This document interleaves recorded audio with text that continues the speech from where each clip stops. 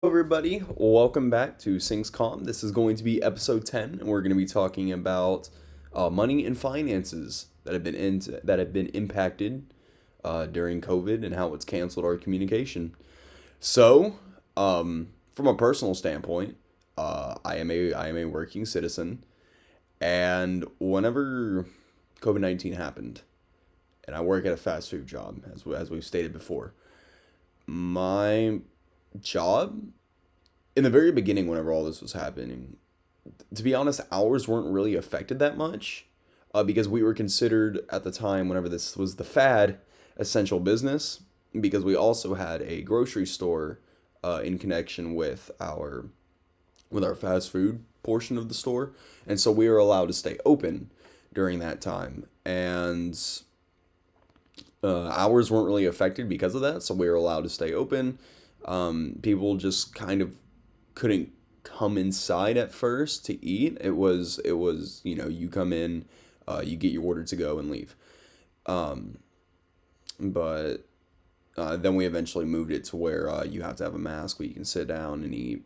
And so I personally was not affected financially due to that. So I'm very grateful for that. My mother actually received more work because of this pandemic.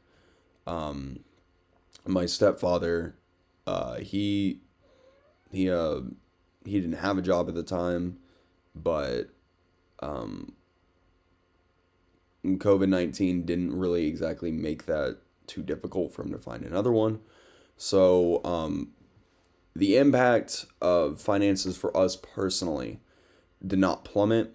However, if we go ahead and move over to moneyfit.com and we look at this article that was written by Todd Christensen, he says, quote, while this seems like a boon to American made brands, fewer consumer goods being sold means fewer purchases, which means lower business profits, which in turn means less income to hire and pay employees.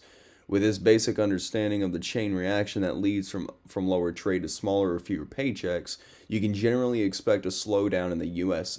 Economy to last more than a month or two. Many economists expect the financial effects of the COVID 19 pandemic to cause greater economic stress in the U.S. Than even the housing crisis and Great Recession of the late 2000s. So I do recognize that while it has not affected me greatly, just going around my town and just seeing all the businesses that have closed and hearing about all the other people that have unfortunately lost their jobs during the time, I had a lot of customers come in and tell me how they were just losing business and how they were losing their job. And I just felt awful because I was very fortunate at the time to have one. And so it's something that we're building back up. Actually, recently the the GDP actually rose of 33%, which is really good. It's starting to come back up, so I'm very happy for that. But in the beginning, yes, it was very scary. I didn't know how many businesses were gonna go. We're gonna file for bankruptcy and just not be able to sustain themselves, and that's kind of scary because that's not just corporations we're talking about. That's people's lives. That's people's dinner on the table. That's people's events and different activities and different just things that they like to do as well.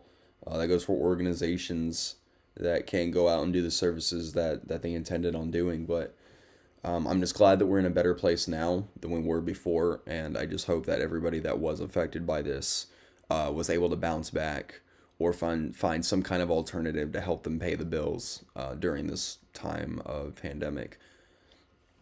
So yeah, COVID-19, it most certainly has played a large role with the economic impact. Um, but fortunately, I can only see things getting better from here, as they always do. And let's just keep doing what we all need to do to all be safe and to make sure that we do what we can to help others out whenever they're struggling. Um, but I really do appreciate everybody for watching these videos, and I hope that you guys keep in touch, and I hope that you guys stay safe. See you later. This was SyncsCom episode 10.